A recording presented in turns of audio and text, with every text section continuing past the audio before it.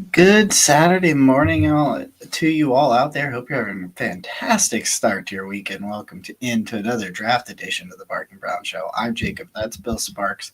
We're brought to you as always by our friends over at SeatGeek. The Cavs season has kicked off, so if you want to, go watch the Cavs and a successful Cleveland team, you can do that using using our promo code Barking Browns, all one word, over at SeatGeek. It's $20 off that first purchase. If you're checking us out on YouTube, please hit that subscribe button. Give us a thumbs up. Check out the TikTok. TikTok, just search the Barking Browns podcast over there. I'm doing a watch party for tomorrow's Browns Patriots game, so you can come hang out with us and we can just yell at them together. So make sure you follow us on all those socials. We love you guys very much. Bill, how are we doing? We're doing good, man. We are kicking off another week of college football. It's NFL draft season in full swing. I'm still getting woken up after last night's two crazy games with Drew Mestamaker in North Texas throwing for 608 yards. Yeah. And then after that, Cal and Virginia Tech go to double overtime. So already starting off good. But we're going to do a little departure from what we usually do here at the Barking Browns Draft Edition. We're going to do a full first round 2026 mock draft. All 32 picks in round one. Both of the Browns picks.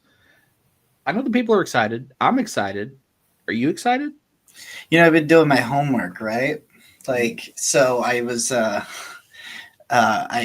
done a couple of mock drafts on my own, and I know it's going to be a little bit differently because we'll alternate picks. So it'll be very interesting to see how things fall with a second voice, a second opinion making picks, right? Because you have me, and I'm there are two teams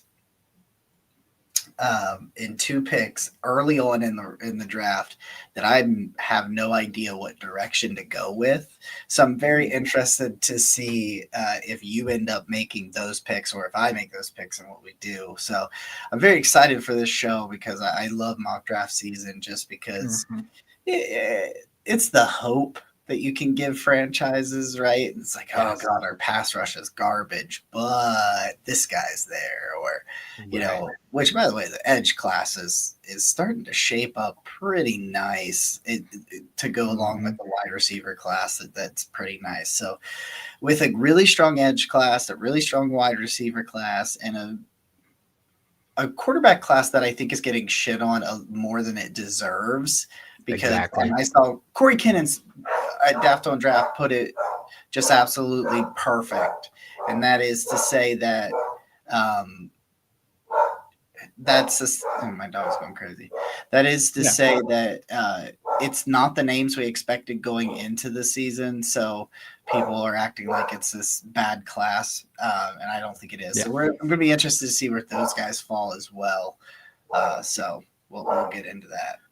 No, I agree with you. And I'm glad you hit on the quarterback class because, as we kick off this mock draft simulator, obviously teams at the top, Jets, Dolphins, Saints, Browns, there's a lot of need for quarterback. And I know people think this is a down year for the quarterback class. It's not. It's actually a pretty good year. The concern that I have is who's coming out because a lot of these guys, like we talked about, Ty Simpson, 6 starts, right? Dante Moore, 11 starts. John Mateer, who's been banged up over the last month. Even the guys, Lenore Sellers, right? Probably goes back to school. But even the guys that are guaranteed to come out because they don't have any more eligibility, like Garrett Nussmeier, hasn't really lit the world on fire. So I think that's the concern if you're NFL franchise, an NFL GM decision maker for a team, and you need a quarterback, you're concerned that your best options are Ty Simpson, who has less than 10 starts, or Fernando Mendoza, which I know some people have, completely crapped on Fernando Mendoza as a one-read quarterback, RPO specific guy, but he showed in Autzen, and he's going to show probably again today against UCLA, who's on fire right now, winning 3 straight, that he's more than that. So I say to fans who are looking for a quarterback, don't be afraid. There are some good guys in this class, and we're going to cover them. We're going to cover every pick. So I think, without further ado, man, I think we got to get started. Now, here's the real question. Do you want odds, evens, or do you care? I don't care. I was going to ask you because I have a little bit of a bias because there's a very early on pick that I don't want to have to make, but I don't want to be greedy. So I'll give it to you on this one. Well, you tell me, is the pick you don't want to make, is that odd or even? Even. Even. So then I'll take the evens while you Okay. take the odds. I'll tell you the pick I don't want to make. I don't want to make the Dolphins pick. I don't know what the hell to do with the Dolphins at pick number 2. It really threw me off. So let's get started. So the Jets are on the clock. The Jets, like a few other teams, because I like with the Dolphins, I'm like, I don't know if they're actually going to take a quarterback, that kind of thing. Mm-hmm. But for me, I don't see any way that the Jets don't take a quarterback if they're picking number 1 overall, really if they're picking high at all. Fernando Mendoza from Indiana, I said it on our show last week that he is beginning to separate himself from the rest of the quarterback class just because I really think that's where he's at. Yeah. Sorry, trying to get the dog to stop barking out. He's just excited about Fernando Mendoza. That's what it is. He's clean. He's efficient. I understand some of the concerns about the one read RPO stuff, but they've really started to open things up for him as of late. And you see, turnover worthy play percentage is down to 1.4%. You really like to see it that way down there. 2.57 seconds to throw. So it does a pretty good job. Adjusted completion percentage is over 80%. So slightly over 80%. So to me, Fernando Mendoza is head and shoulders the best quarterback in this draft, and I got him number 1 overall. Yeah, absolutely. No, I agree with you. I think that's a slam dunk pick for the Jets at number 1 overall. So now we get to number 2 overall, the Miami Dolphins, the pick you don't want to make. Yes. I'm pretty confident in this one. I think how this is going to end up, obviously McDaniel is going to be fired. Obviously the Dolphins are going to have a new coaching staff. But I think they're going to go into this hiring blitz with looking for a coach who can try to get the best out of Tua, even though we kind of know what Tua is at this point. Just because of that contract, you're probably still a year away from the off-ramp. So probably this time next offseason, so you're looking at the 2027 class. So with that being said, you have to go with a position where you need some help quickly, because when you have Rasul Douglas and an injured Storm Duck as your starters at corner, that is not going to fly in the NFL. Pardon the pun. So I'm going with my cornerback 1, my number 3 overall prospect, the LSU corner, Mansour Delane for the Dolphins here. Listen, you look at the stats and they just jump off the page. 6 catches allowed on 23 targets this season, only 77 yards. The big thing, you look a 90.6 coverage grade, and that doesn't do it justice. You watch when they throw to Mansour Delane, he's a lockdown in man coverage, in zone coverage. He does well in press. He does everything you want from a top tier corner. Is my top tier corner in this class, and is the first player on my board that does not have a blue chip grade. I've got 2 blue chip prospects in this class. He's number 3. One thing I kept looking at and considering for them there was Caleb Downs, just because of the do-wall kind of thing, and that was where I was getting really confused as what I was going to do with that. So it's an interesting pick. So coming on the board now for me at number 3 is the Saints, and this is another team. And you see PFF's listed needs, quarterback being 1. I just don't know how you take Tyler Shuck and then a year later, because at this point he hasn't played, right? Like they've not given him the starting reins. I'll tell you what, I think Spencer Rattler has been a little bit better than I think some people are giving him credit for, and that has a lot to do with it. So my question is, like, do they roll with Spencer Rattler again? But I just don't think they'll go quarterback. Is it too early for a wide receiver, like, to get the quarterback more set up? Yeah. I don't think it is. Number 1 wide receiver on my board is PFF's number 1 wide receiver on their board. Jordan Tyson. And Mhm. so I want to take the Arizona State wide receiver Jordan Tyson, who I think has phenomenal body control, good speed. He's just a flat out. The one thing you worry about with him is the injury history. He does have a decent Mhm. bit of injury history that could make them go some other direction. Yep. But if you're trying to figure out if Tyler Shuck's your guy or if Spencer Rattler's your guy or something like that, getting him a premier weapon. And I know they've got Shaheed and they've got Chris Olave, but I really think Jordan Tyson can make himself their number one wide receiver right away. So I'm loading up. I know they could probably use some offensive line help, some defensive line help. Yep. But I'd rather go with the playmaker and try to figure out what you got under center. So I'm going to take Tyson for the Saints here. No, I agree with you. He's my wide receiver 2 behind a wide receiver that will end up in this first round at some point today. The injury history is concerning, and I've talked about it at length. You had a collarbone injury, you had a major knee injury, but that's in back-to-back seasons. Major knee injury, then the collarbone injury. Now he's dealing with a hamstring strain. All of that while being right at 200 pounds and is a lean 200 pounds. That's what's concerning for me. That's why he's wide receiver 2. But I love the pick here. If he was still on the board for the Titans at 4, he would have been my pick. But now putting on my Titans GM hat, I'm thoroughly disappointed that I don't get Jordan Tyson, but I'm not that disappointed because I'm going to go with my number 1 overall player on my board, Ruben Bain Jr. for the Tennessee Titans. Because look, anytime you can get a elite edge prospect, he is a blue chip grade. He gets after the passer. He's very stout in run defense. I mean, you look at it, the sacks don't show it, only 3 sacks this season, but you watch, he does a lot of the things that open up for other guys. You watch him play off of Akeem Mesidor during the game.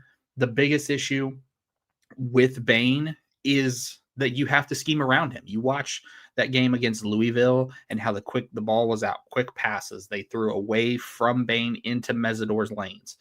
That's where you can kind of neutralize him a little bit. But if you told me that the Titans ran out next season in a 3-4 defense, Jeffrey Simmons on one side, Tavondre Sweat at nose tackle, and Ruben Bain on the other, I don't want to play in the AFC South. I don't want any part of that against my offensive line. So it's Ruben Bain for the Titans here. I think he's my number 1 player. Yeah, like he's an absolute menace out there. Like, and he's an all-around guy. He can play the run, can play, he rush the passer. He can win in multiple different ways. Like, he's definitely that kind of guy. You stick out there and you're like, yeah, man, I feel good about what he can do for the next decade plus, whatever, that kind of thing. So Baltimore comes on the clock here at number 5. And this is a situation that I was wondering if we were going to get put in it, because I was wondering if you would end up taking this guy before it came up. But when I was doing some of these mock simulations by myself to prepare myself for this episode, this is where I kept going. I don't know that the Ravens will end up picking this high. Once Lamar gets back, they'll win some games and that sort of thing. Right. But Peter Woods, the defensive tackle from Clemson, it feels like when Kyle Hamilton fell to them, where you're like, oh my goodness, just the overall talent is in the, he is Kyle Hamilton, Malachi Starks. Like we hate talking about the Ravens here on this channel, but this is what the Ravens do, right? They take the good players and make them great. And Peter Woods, like, maybe he hasn't been quite as dominant as we thought he was going to be, but he's been very good, very good. He's still a very good, very talented player. They could use some interior defensive line help. And they're not going to – DaCosta's not the guy that's going to be like, oh, should we take a defensive tackle this high, blah, blah, blah. He's just got to do what he and Howie Roseman always do, which is go – here's a really damn good football player. And I'm really mad at myself for making this pick, which is what tells me it's a good pick. Because as a Browns fan, I don't want to see it, but it makes just too much sense. So Peter Woods to the Ravens at 5. Yeah, a great pick. I hate it. I hate every part of it because of how good it is, but we know it's coming. But now Cleveland's finally on the clock here at number 6. The fans are happy. Everyone's happy, except for the simple fact that my 2 top quarterbacks are off the board in Ty Simpson and Fernando Mendoza. Actually, no. Mendoza went. Simpson is still there. So now this makes this a fun conversation. Yep. So normally Ty Simpson's off the board by this point, but I didn't take him. So I know people are not going to like what I have to say, but this team is much further than a quarterback away. The offensive line is old. The offensive line is aging. They are expensive. The wide receiver core needs help. My first pick is going to be replacing Jack Conklin on the right side with an out-and-out nasty, vicious mauler in the run game who has the footwork to stay outside at right tackle.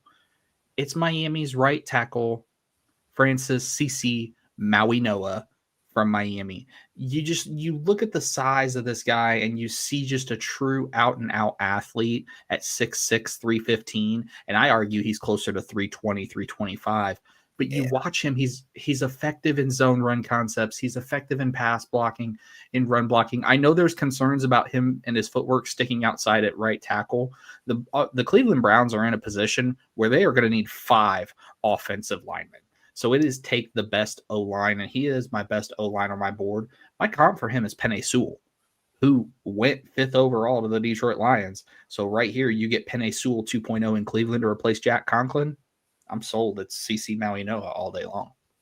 For me, I'll say this until I'm blue in the face. I'm taking a quarterback there no matter what, I think, unless like there's a run on quarterbacks and like I'm not taking Nussmeier probably that high. Like it's also going to depend on which quarterbacks come out and stuff like that. But I can get behind and understand the people that like you that are saying, hey, you know, that's this is the, I want to go this way. I can understand why people want to go this way, especially because in this tackle class, it really drops off after the top like 3 or 4 guys.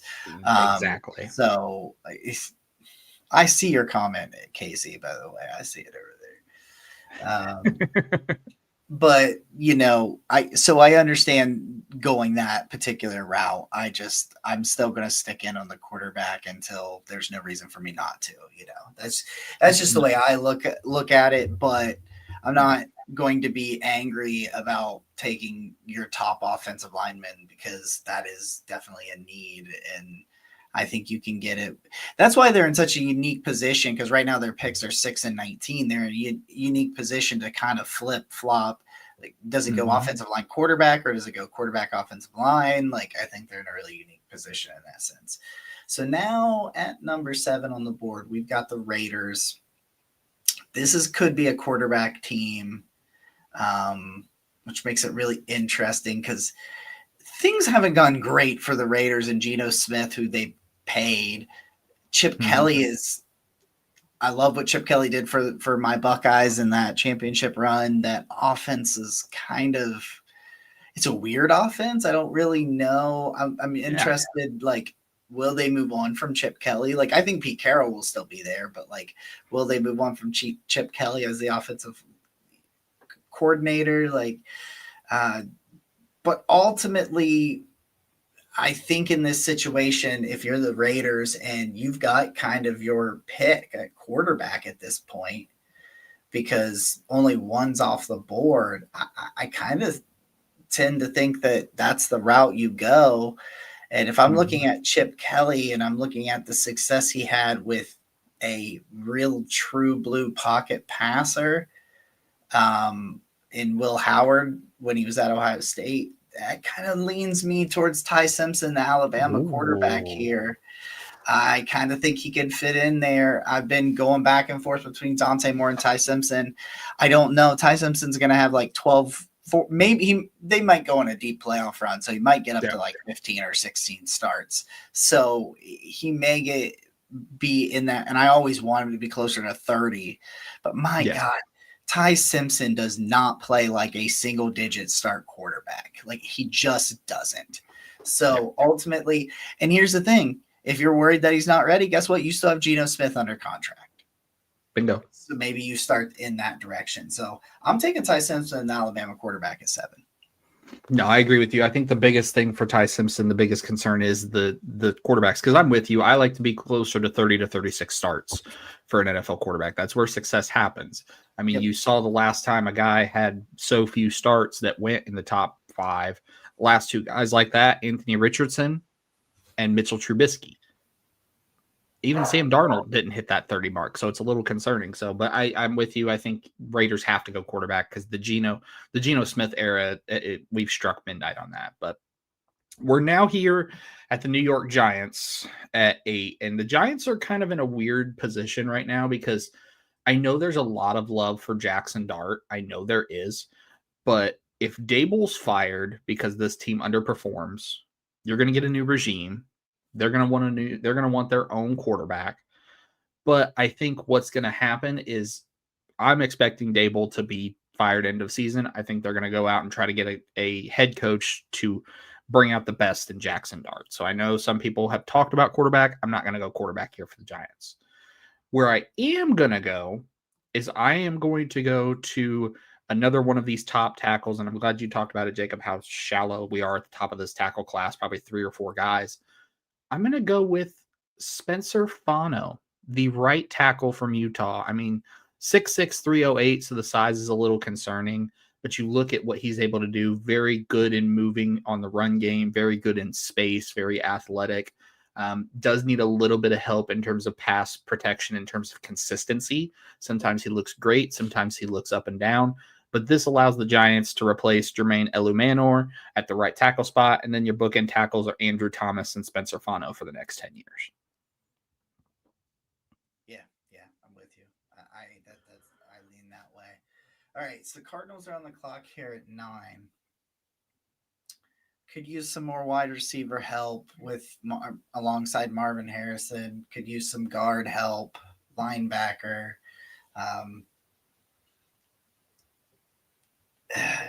Am I gonna do it? Are you going to do it? Am I gonna do it? Am I gonna do it? He's going to do it.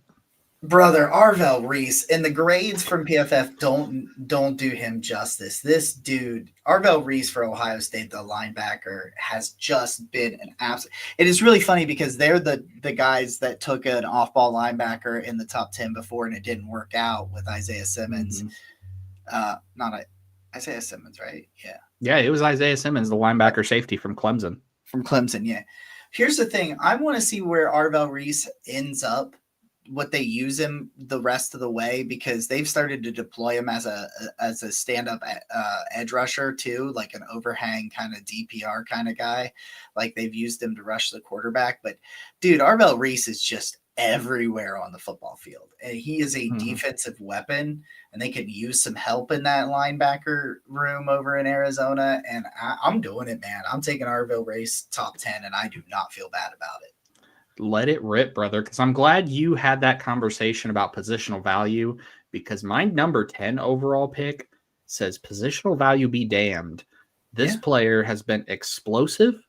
This player has made plays, had a rough start to the season, but picked it back up. And I know Texans fans are screaming at me, Bill, why are you not taking an offensive lineman? The simple fact of the matter is you've got Ariante Ursery on the left, the best tackle on the board right now. Is Caleb Lomu, who plays left tackle. So then you're going to ask one of them to flip to the right side. It's just not a clean, precise fit. But when your running back room is led by Woody Marks and a Nick Chubb who has seen better days, let's get some juice in this running back room. Texans go Jeremiah Love from Notre Dame, and CJ Stroud has a weapon in that backfield. Oh man, at first I wasn't sure where you were going to go with that, and then about halfway through I realized it, so I was like, oh yeah. All right, the Bengals are on the board. Again, you're going, do they help the offensive line? Like, where do they go from here, because their offensive line continues to be bad? And it's like, is it too early to go with one of these interior guys? Like, because I look at them and I'm kind of like, Connor Lew probably goes back to school. I don't know you're taking a center here. I don't really love the offensive lineman this high No. but they could really use some pass rush help. And Especially if they move Trey Hendrickson. And maybe people are going to be surprised by this, but my number 2 edge right now is the Texas A&M star Cassius Howell. Oh. 26% pass rush win rate. He's got like 8 sacks already. 8 sacks. Like he's just a true blue. Like it's crazy, a little bit crazy because I don't love him against the run, and taking him that early might be, some people are going to be like, oh. But like it's a get after the quarterback kind of league, and if you want to get you a pass rusher, Cassius Howell just screams star pass rusher to me. And Keldrick Falk might be better because he's a better all around player, but the best pass rusher for me right now on the board is Cassius Howell from A&M. So I'm going to give the Bengals Cassius Howell and be pissed off about it, and that's how I know I feel good about the pick. Yeah, no, I agree. I think it's going to be a rough pick. It's a double up of the Aggies. You've got Shamar Stewart on one side, and then you also have Cassius Howell on the other. I hate every part of that. And again, that's 2 for 2 on AFC North opponents that I hate the pick for. So that's how we know it's a good pick. But Commanders on the clock here. And I'm going to go with a player that I'm not quite as high on, but there is a lot of love for him in this community. Because Jayden Daniels needs to get younger in his weapons. Deebo Samuel's been injured. Terry McLaurin's been injured. You've got Chris Moore and Luke McCaffrey sharing the slot other wide receiver duties.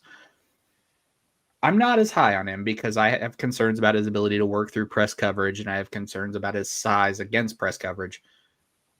But pick be damned. Washington Commanders select Makai Lemon, wide receiver, USC. You give Jayden Daniels, a guy who's got 758 yards and 6 touchdowns this season. You can't script it any better. Cannot script it any better. My thing with Makai Lemon is just what he does after the catch. That's what makes him special, in my opinion. So that's in that Cliff Kingsbury offense where it's all about creating after the catch. Yeah. I get here number 13. I got the Cowboys. Could use some offensive line help, some defensive line help, some linebacker. But I think this is where the skid stops for Caleb Downs. I don't know where Caleb Downs goes. It'll be interesting to see who he falls to. But, they can use some secondary help. Trevon Diggs is probably done out there after this year. He's kind of a chess piece. They could use some linebacker help. He can play that kind of box safety overhang linebacker type role. They've moved Caleb Downs around even more this year than they did last year. At least it feels like it, But Caleb Downs is one of the better players. A lot of people have him as one of the top. You can see his splits here. Moved around quite a bit. Already has 19 snaps on the D line too. So they're putting him all over the place. Just an awesome, crazy athlete. He's a thumper in the run game. Good coverage player. I think he could fit because he can fit multiple roles.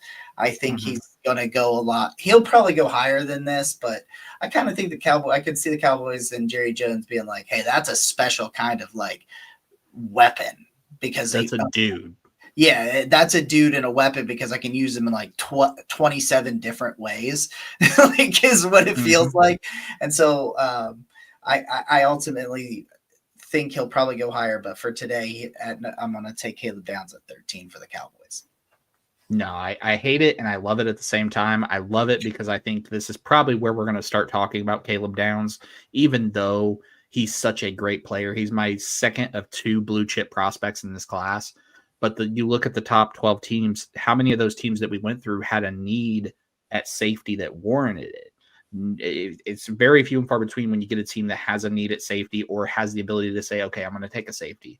And if he didn't go at 13 to Dallas, he would have definitely went. 14 is his floor right now with the order with Minnesota. But Minnesota on the clock, they've got to figure out this defensive backfield both at corner and at safety. And if I'm Minnesota right now, I'm doing everything I can to get out of this pick because the value just doesn't fit their need, right? You have a lot of guys on the board. Edge, they don't need. Quarterback, they don't need. Maybe they do. Maybe some people aren't sold on JJ McCarthy. I say give him another year. But for me, I'm going to go with a corner that has played very well this season, despite his team not playing well. I'm going to go with a corner who's very sticky in man coverage, who does very well in zone coverage. The big concern is he is a little bit lighter on the aspect of it. I'm going to go with Clemson's Avion Terrell here for the Minnesota Vikings. Like I said, you just look at how well he's done in coverage, especially in man coverage. His zone coverage leaves a little bit to be desired. My comp for him is Greg Newsome. This is a Greg Newsome 2.0 coded corner, and I think he'd be an excellent fit for what Brian Flores wants to do in Minnesota. He likes to hit, even though he's a little guy. Little guy by definition, by NFL definition, not by literal definition. But I love Avion Terrell. And Gerard McCoy, it's like the health, still not sure where he's at. We'll have a better idea come there. All right, at 15 right now, if the draft were to be right now, is the Kansas City Chiefs, which is very interesting. Jeremiah Love's the only running back I'm willing to take in the first round, so I'm not going to target a running back probably. There's some good other running backs, but like it's one of those things where positional value could use a little bit more help at edge and at corner, and I'm kind of looking in this edge room, and I'm kind of sitting there, and I'm like, TJ Parker, Keldrick Folk. I kind of lean Keldrick Folk because it gives them a really good run defender that can move all over the tackle inside. They've kind of moved around. Really, really good run defender, Keldrick Folk. Ultimately, I'm going to give Spags a new toy. I'm going to take Keldrick Folk, the edge rusher from Auburn, here for the Kansas City Chiefs at 15. I love that. I don't think Kansas City is going to be in a position to take Falk, but I think if he does, that's a beautiful fit. We get to Carolina here at 16, and I think ultimately Carolina is probably going to lose a few more games before we get to this point and probably go a little bit higher up the order. But if they stick here, I'm going to go with what a lot of people, and myself included, had as linebacker 1 coming into the season. And for me, I still have him as linebacker 1. Just an out-and-out weapon as a pass defending linebacker, just a true athlete in every sense of the word, especially with how you watched him in run defense and how he just knifes through the gap. I'm going Anthony Hill Jr., the linebacker from Texas here, because you watched him, especially in that game against Florida. You watched him in even the game most recently against Oklahoma. He was creating plays for everyone else on that defense. And while the stat sheet doesn't really show it, this is a guy you slide him into that 3-4 defense that Evero runs, and Evero says, hey, either drop in coverage north or aim for the quarterback south, and that's perfectly for what Anthony Hill needs to be able to do. Yeah, I like it. Which is really interesting. I really like this wide receiver class, and we've only taken 1 so far. Yeah, the way it might actually play out, that's really interesting. I think there could be a run coming up on them, though. We'll see what happens. All right, so number 17, I've got the Rams on the clock. If it falls this way and he declares, this is easy for me. Yes. Dante Moore, the quarterback from Oregon. As the heir apparent to Matt Stafford, he'll need a little bit of time because, as you can see, he's got the 7 starts this year, and he really only, played a couple of years ago. He had like 5 starts for UCLA that weren't good. Dante Moore, he's going to need a little bit of time, but he's more athletic than you think. He can use his legs better than you think he can. He can make all of the throws. He's smart. He's accurate. What's his, right around 80%. Look at this right here. An 8.1% big time throw percentage. And but pair that with a less than 2% turnover worthy play percentage and go let Bingo. him learn from frickin' Sean McVay. That's unfair. That's a war crime in at least 47 states. This is an easy pick for me. If a guy like Dante Moore declares and is sitting on the board for the Rams at 17, that I'm sprinting that card up. Oh, I 100% agree. If he's still here at this point, I don't see any reason why McVay doesn't pull the trigger. Which brings me to the next pick for the Bears, because I think if the draft falls this way, there is a player that I know you talked about earlier. You would only go with one of this position in this first round, but there is a player who has almost 400 yards after contact in 6 games, 9 carries of 15 yards or greater, just runs violently for the Bears. I'm going to go running back Justice Haynes from Michigan, a Maurice Jones-Drew clone in that Ben Johnson offense. And you're looking then at a running back room of Kyle Monangai and Justice Haynes. That's like brute force. That's the Bash Brothers 2.0 at the running back position. That is absolutely what you're going to get with Ben Johnson. That is the new Sonic and Knuckles, where, Monangai is the Knuckles, the Sonic is Justice Haynes. I love Justice Haynes. It seems like every time I watch Justice Haynes play, I'm like, yep, like him more than I did yesterday. And I liked him a lot yesterday. So like, I'm going to keep going. Yeah. I'm with you there. Like, like I said earlier, I'm more of a, like, Jeremiah Love's the only one that I look at with a first round grade, but like the Bears in that spot makes so much sense for Ben Johnson to try to recreate what made him such a good coordinator. Didn't make him such a good coordinator, but what gave him the tools to be such a good coordinator when he was with the Lions. Like, he was able to really capitalize on that ability. So giving him the personnel to capitalize on that same type of scheme, that makes a lot of sense. So the Browns are back on the clock here at number 19, and we're down quarterback wise, where my first round quarterbacks are all kind of gone. By the way, if you guys have not gotten eyes on Brendan Swordsby, the quarterback from Cincinnati, I just started watching him a little bit. I'm kind of very intrigued to see where he eventually ends up at the end of the season.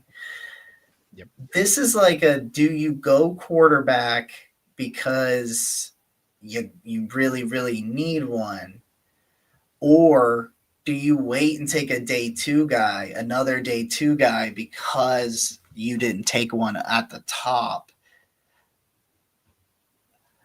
In this situation, for me, my hands are tied because I didn't get to make the first pick. And so since it didn't go quarterback, this is my thing. If they don't go quarterback with that first pick, there's a good chance that they're going to try one of the guys that are rookies right now. Yep. So for me, we've got offensive line. For me, it's freaking Carnell Tate, brother. Yeah, brother. Do it. Dude, if you're saying, hey, the Browns skip quarterback in the first round, I'm not in that realm, but I know plenty of other people besides you that are in that realm. Carnell Tate just is stacking games right now, dude. His body control and his separation and like the concentration, like it's just, he's a black hole, man. He's not going to completely fly in terms of like raw speed, but like Carnell Tate catches everything. He separates really freaking well. He's a good route runner. Like, he is a really nice weapon. And if you're saying, hey, we're going to try, like, let's just put this scenario out there. Let's say they decide they want to give Shedeur Sanders the keys next year and see what happens. All right, Well, let's protect him and let's give him a weapon.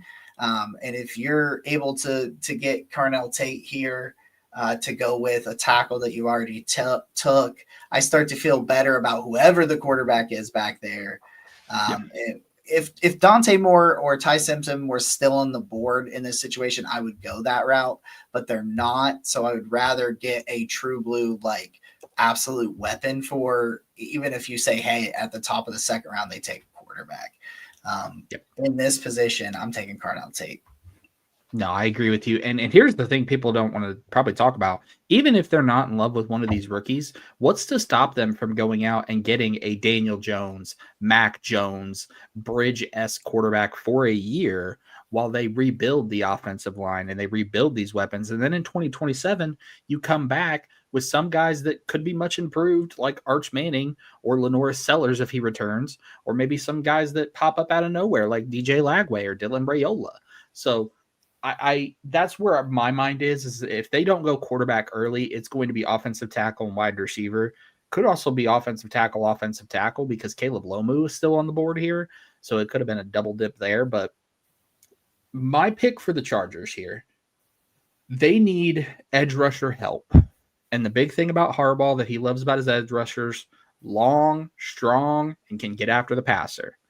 There's a guy on the West Coast, 20 years of age, at 6'5", 272, that has absolutely dominated in parts of this year. Has had his rough spurts, had a rough spurt against Indiana, but looked a lot better against Rutgers. For me, it's edge rusher Mateo Uangale from Oregon. And I just butchered his name, and I'm sorry, I'll get the pronunciation guide. But you look at this guy, 6'5", 272, can get after the passer, just absolutely creates gaps and holes for his teammates. And you put him in that Charger defense, especially next to Jamari Caldwell from Oregon last year and Taylor Tart. And then you've got Iboge on the other side. Listen, Charger fans will be happy with this one. I know there's a lot of love for TJ Parker. For me, I think the Charger, even though Parker is probably the better edge rusher, Mateo is the better fit for the Chargers defense. We're trading barking dogs. We are. I've got washer and dryer being delivered at some point today, so that's probably what he's hearing. Oh, yeah, that's fair. That's fair. All right, the Bills on the clock at 21. They could use some help in the defensive backfield. They also could use some edge help. I kind of,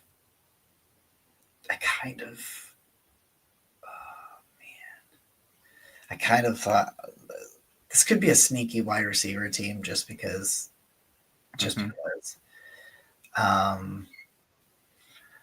Ultimately, I think I'm going to go TJ Parker. I'm going to go with, he's one of the more balanced edge rushers in terms of like, kind of like I said with Keldrick Falk earlier, where it's like he's more balanced. Maybe he's going to provide you more run defense and a little less pass rush help. As some of these guys are better rushers than they are run defenders, I think he's a pretty well-balanced guy. And, TJ Parker kind of getting lost in the sauce because of a rough season for Clemson. But ultimately, I think he's a pretty good player in both facets of the game. And so I'm going to take the Clemson pass rusher TJ Parker for the Bills at 21. Love it. Love it. So San Francisco's on the clock here, and this is an easy one. You pay Brock Purdy all that money. You've got to go out there and you've got to get him a weapon because his wide receivers right now are injured. A banged up Ricky Pearsall, Jawan Jennings, Kendrick Bourne. You've got to get him a pass catcher. There is one pass catcher that I think will be in play here that is going to be a little bit lower on folks' boards, but when you watch him and you watch him play, just an out-and-out size, speed demon down in Rocky Top. Ladies and gentlemen, this is Chris Brazzell from Tennessee here to San Francisco. And you watch him play this season. He has just done some amazing things. Only 2 drops on the season, about as sure-handed gets. The one concern that I have with him, and Jacob, we talked about this when we did our wide receiver episode, he has still not caught a pass on the left side of the field, and he's only been targeted once. Yeah, I just don't know how that like mathematically happens. Right. You look at it, and if Tennessee is determined that he is a right side of the field guy only and can only work the right boundary, works better with his left shoulder, perfectly fine. Because if I'm San Francisco and I see that, what I'm going to say then is, okay, I'm going to put Ricky Pearsall in the slot. I'm going to put Brazel over on the right side, and then Jawan Jennings and Kendrick Bourne can figure out the left side. We'll find somebody else on the left. We'll find somebody else on the left, and if you don't, Brock Purdy's a right-handed quarterback, so when he drops back, he's staring right at Chris Brazel. 1,000-yard season from Chris Brazel incoming for the San Francisco 49ers. I like it. I love Brazel. I am wide receiver too, so I'm all aboard there. Seahawks at 23, interior offensive line help, corner. It seems like the Reek Woolen era is done down there. Jermon McCoy the injury still, you don't know where he's at, but his running mate on the other side, Colton Hood, has had a really nice season for me. The other corner from Tennessee. I like him a ton in this spot because you're not the guys, their other corner, Devon Witherspoon. I was blanking on him. You're not necessarily going to ask this guy to come in and be your number one right away. But I like Colton Hood quite a bit as a corner prospect and one of the higher players on my board. So they could use some defensive back help, and I think the positional value is really nice here. So I'm going to take Colton Hood for the Seahawks. No, I love that pick. I think it's a very good pick. I think it's absolutely a pick that for the Seahawks is perfect. And we get to the Lions now, and this pick's going to be a little bit off the beaten path, but stay with me, folks. So Dan Campbell, Brad Holmes, they always love going off the beaten path. In this world, imagine Tate Ratledge moving to the left guard spot. Christian Mahogany goes to the bench. And then you go to an offensive line factory to get a guy who is nasty as a run blocker. Well, you're going to do it, aren't you? I'm going to do it, man. Who has the best mullet in all of college football and is absolutely filthy, a Dan Campbell one-of-one player. Give me Jennings Dunker to play right guard, and now your offensive line from left to right, Taylor Decker, Tate Ratledge, Graham Glasgow, Jennings Dunker, Penei Sewell. That is physical Detroit football all day long. Dunker's just a mean son of a bitch. Like, he's just you started saying that you started talking about Dan Campbell, mean, in your face road grader, and I'm like, oh, he's going Dunker here. Yeah, no, I love that.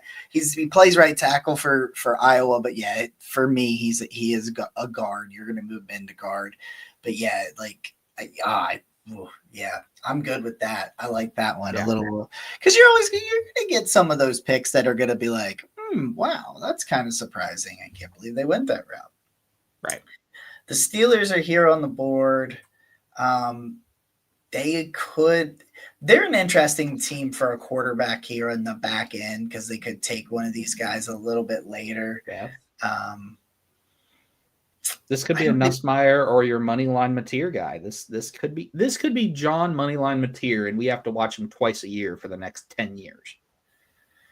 Yeah, and like we've seen Arthur Smith and running quarterbacks if he stays there.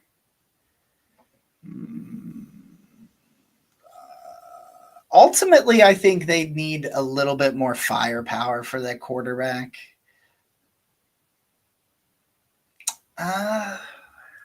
Arthur Smith loves him. He loves him some tight ends. So, there's another possibility. We have Kenyon Sadiq in Pittsburgh, and they run 15. They can have every tight end, so they can have like 15 of them. Like they run straight 15 personnel. It's all tight ends, just tight end at every position, and then fullbacks, tight ends and fullbacks. They don't believe in wide receivers. They don't have any wide receivers. They're just all tight ends and fullbacks. Just all the big, nasty, mauling type players.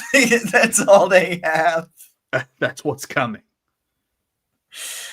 Ultimately, I feel like this what ends up. I do think they end up taking a quarterback, and I think Garrett Nussmeier makes a ton of sense. I think that Garrett Nussmeier, the LSU, been a bit of a disappointing season. I think he's playing hurt. I think he's playing too hurt, but I think he's, he's got a chance to sneak it in here on the back end of the first round just because I think he provides a high floor because of just the mental aspect. Limited physically, but good enough arm. His arm doesn't, it's an above average arm in my opinion. Just kind of a moderate athlete, that kind of thing. But I think he kind of feels like a Steelers quarterback, like a guy that can move a little bit, but he just sits in that pocket and just distributes it. And I think they would like that quite a bit. So I'll take Garrett Nussmeier, the quarterback from LSU, for the Steelers. No, I love it. I think it comes down to Nussmeier and Mateer for Pittsburgh at the back end of round 1, and I think that either way they go isn't really a major problem. But for me, Denver here at 26, Denver always goes off the beaten path, and let's go off the beaten path with a guy 6'2", 235 pounds, has been a weapon for Dante Moore this season, just an out-and-out dominator. To replace Evan Ingram at the tight end spot, Denver's going Kenyon Sadiq here, and they're not looking back. My first thought, as soon as I hit Garrett Nussmeier and I looked to see who the next team was, I was like, you got to take Kenyon Sadiq. You got it. You have to. The conversation here would be between Kenyon Sadiq and then like Denzel Boston, who I think you could probably get at the top of second round if you trade up. But yeah, it's Kenyon Sadiq here. You got to get Bo Nix a security blanket, and there's not a better security blanket in this class than Kenyon Sadiq. There are tight ends that I like a little bit more than Kenyon Sadiq, and Brett Norfleet from Missouri and Michael Trigg from Baylor, who's just an athlete. But if you want a pure security blanket in the mold of a Noah Fant type of guy, Kenyon Sadiq's your guy all day long. Yeah, the Oregon tight end. I'll tell you what.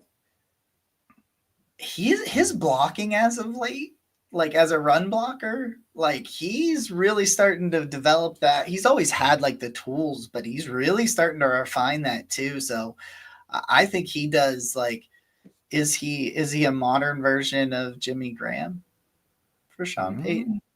Maybe. Could very well be. Maybe that's what.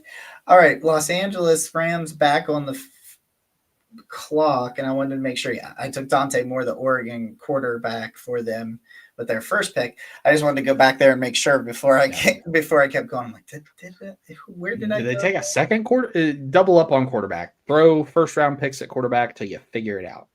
Yeah, I'm looking here. And this is what we talked about in the beginning of the episode, folks. Is that if for the Browns especially, the offensive tackle class after the top 3 or 4 guys, it drops off. There is a clear talent cliff at that left tackle that if you're picking in even the teens and the 20s, you have some concerns about if you're going to get a guy at this point or not. But I'm also looking at it like I could take one of these tackles and move them to guard potentially because they could use help all along the offensive line. I want to look at the corners. I love Jermon McCoy. I'm wondering if they're the kind of team that could wait for him to get healthy because we haven't seen him play this year. But the Jermon McCoy, the corner from Tennessee, I think he's really freaking good when he's on the field. I'm doing it. I'm going to take Jermon McCoy. He hasn't played the Tennessee corner. He hasn't played this year, but he's just bursting with talent. And the Rams are one of those teams that can afford to make a pick like this. So no, I agree. I think the Rams have the ability to say, hey, take a few weeks off, probably sit him on the PUP for the first 6 weeks, and then, comes out and looks like a corner one and everybody looks crazy. But Philadelphia is on the clock here. And again, I'm going to go off the beaten path because, yes, they do have a bit of a need at the wide receiver position. And that's where I'm going to go. But I'm not going to go with a name that people are thinking about as a first-round guy, but you probably should start. And my comp for him, funny enough, is A.J. Brown. It is Louisville wide receiver Chris Bell.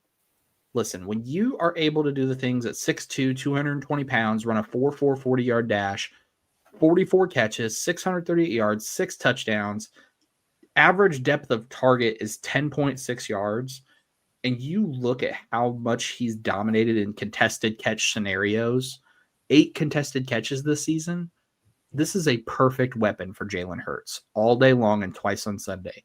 And if you told me that the Philadelphia Eagles had a wide receiver core of A.J. Brown, Devonta Smith, and Chris Bell, or Chris Bell and Devontae Smith, that's it. That wrap it up. Philadelphia's got it. Wrap it up. They win the first round. Call it a night. He's a freak, dude. Like there's no other way to describe David Bailey or Chris Bell. David Bailey's sitting there too. Yeah, I think I just tipped my hat, didn't I? I think you just tipped it. Add a little bit more pass rush and juice. David Bailey, pretty good run defender, 24.5% pass rush win rate. The one that gets me is the 95 grade that he has in true pass sets. Look at this number right here. Look at this sack number here. Look at these 26 in 7 games, 26 hurries, 12 hits, 11 sacks. Of course, I don't know if the official stats 11 because PFF doesn't do half sacks, and so the official numbers are often different. But David Bailey, get some juice, get some power. Give Vrabel a dude on that defensive line, even though that defense is already playing really good right now for Vrabel. Mm-hmm. You throw David Bailey, the Texas Tech edge rusher, on there and let Mike Vrabel have another toy on his defensive line. Oh, yeah. That's an easy one for me. Yep, that's an easy one.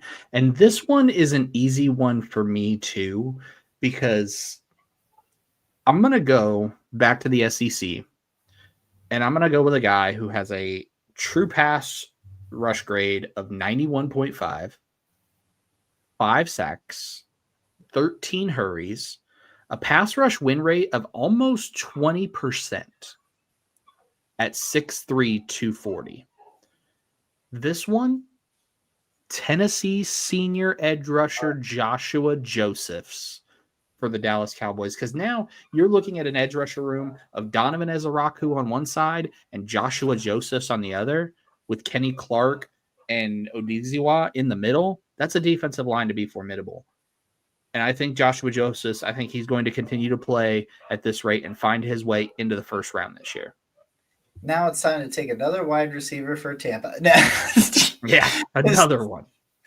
It's just so funny because I remember like Baker Mayfield talking about after they got Emeka Egbuka, where he was like, we've got all these wide receivers. He's like, I never thought I was going to get a new toy in the first round. Let's do it here. I actually think this one's kind of easy for me. He's sitting here. He was now his teammate is being talked about more than he is for a reason. I'm taking Sonny Styles, the linebacker from Ohio State, the converted safety turned linebacker who, just like Arvell Reese, the range, the athleticism, like you see, like, yeah, this guy used to play safety. Like the way he moves, the sideline to sideline speed, things like that. You're like, this guy definitely is not a traditional linebacker in a sense where you can tell he has such a high football IQ in coverage. It's just he has a different feel to him because he was a college safety. They switched him to linebacker last year, and it went pretty well. But you could see some growing pains as he adjusted to it. And then now it's like, oh look, this is a really freaking good linebacker, and you can move him all over the field because he has that background as a safety. So I'll take both Ohio State linebackers going in the first round. So my final pick, the Tampa Bay Buccaneers, Sonny Styles, the linebacker from Ohio State. Love it. So I'm torn on this one because I said when we got to this point, there were going to be 2 players potentially on the board that I was going to go with. Okay. The first one, and both of them are probably a little bit lower on people's radars, but both of them deserve to be discussed. The first one is a cornerback who has a coverage grade of 92.2, has allowed 10 receptions for 115 yards this season, as well as very effective in zone coverage, and it has a willingness to come up and hit people. The other one is a quarterback And that quarterback stands at 6'4", 230 pounds, has revitalized a West Coast team that for some folks felt was dead in the water, and a deep passing grade of 95.1 with a big time throw rate of 7%. You're moving on from Danny Dimes? I'm moving on from Danny Dimes. And the reason I'm moving on from Danny Dimes is because even if they still extend Danny Dimes, this quarterback probably will need a year to get his feet wet in the NFL, get up to speed. But when you have a big time throw rate of over 7% and a turnover worthy play rate of 3.5%, you are pushing the ball down the field, which is what Shane Steichen wants to do. And I watched him and I watched his games this season, and he's done everything that you have asked a quarterback to do. My comp for him is a former number 1 overall pick in Carson Palmer. Ladies and gentlemen, the new Indianapolis Colts quarterback, Jaden Mayava, USC quarterback, wraps up the first round here. I think Mayava finds his way to Indianapolis. Could it be in the first round? Possibly. But I think the Colts are going to say, yes, we have Danny Dimes. It's the Geno Smith conversation, right? We have this guy. Let's not tie our wheels to him. Let's go out. Let's get a young guy, bring them in. And I think that's what Indianapolis does here with Jaden Mayava. So real quick to wrap this thing up, we'll do a quick run through. Fernando Mendoza, the quarterback, goes to the Jets at 1. At number 2, Mansour Delane, the quarter from LSU. Number 3, the Saints take Jordan Tyson, from the wide receiver from Arizona State. Number 4 is the Tennessee Titans taking Reuben Bain Jr., the pass rusher from Miami, Florida. At number 5, the Ravens take Peter Woods, the defensive tackle for Clemson. The Browns will take Francis Moyaga. I'm not good with names. Maui Noah, the tackle from Miami. At number 7, Ty Simpson, the Alabama quarterback, goes to the Raiders. Spencer Fanu, the right tackle from Utah, goes to the Giants at 8. At number 9, Arvell Reese, the linebacker from Ohio State, goes to the Cardinals. The Texans take Jeremiah Love, the running back from Notre Dame, at number 10. At 11, Cassius Howell, the edge rusher from Texas A&M, to the Bengals. Mekhi Lemon, the wide receiver from USC, goes to the Commanders at 12. At 13, Caleb Downs, the safety from Ohio State, for the Cowboys. At number 14, the Vikings take Avion Terrell, the corner from Clemson. At number 15, Keldrick Falk, the edge rusher from Auburn, goes to the Chiefs. I was going to say Saints. I don't know why I was about to say Saints. They're not even close. It's not even close. And Anthony Hill Jr., the linebacker from Texas, goes at number 16 to the Panthers. At number 17, Dante Moore, the quarterback from Oregon, to the Rams. Justice Haynes, the running back from Michigan, to the Bears at 18. Carnell Tate, the Ohio State wide receiver, to the Browns at 19. Mateo Uiagalelei, Oregon edge rusher, goes to the Chargers at 20. TJ Parker, the edge rusher from Clemson, to the Bills at 21. Chris Brazel, the wide receiver from Tennessee, goes to San Fran at 22. At 23, we get Colton Hood, the corner from Tennessee. Back Tennessee right there. Goes to the Seattle Seahawks. At 24, the Lions take Jennings Dunker, the tackle, probably moves the guard from Iowa.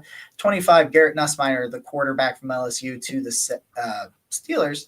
At number 26, a really easy pick, Kenyon Sadiq, the tight end from Oregon, to the Broncos. The Rams' second first-round pick. At 27 overall, they take Jermod McCoy, the corner from Tennessee.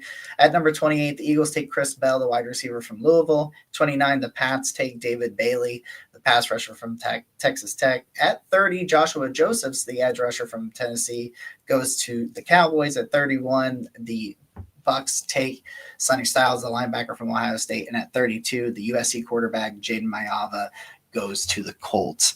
A lot of things are going to change. Was super excited to do this exercise. Had a hell of a good time doing this exercise. Appreciate all of you joining us from here. A lot of things are going to change. We're just having some fun with an early mock draft, and we enjoyed that.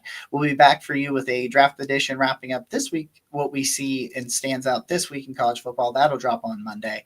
Make sure you're following us on all of our platforms, especially TikTok at the Barking Browns. You can just search Barking Browns podcast. You'll find us there. on TikTok. We will be live a little bit before the kickoff tomorrow for the Browns game, and we will do a watch party on our TikTok. So go check us out over there. We love you guys so very much. We'll see you guys again next time. As always, go Browns. Go Browns.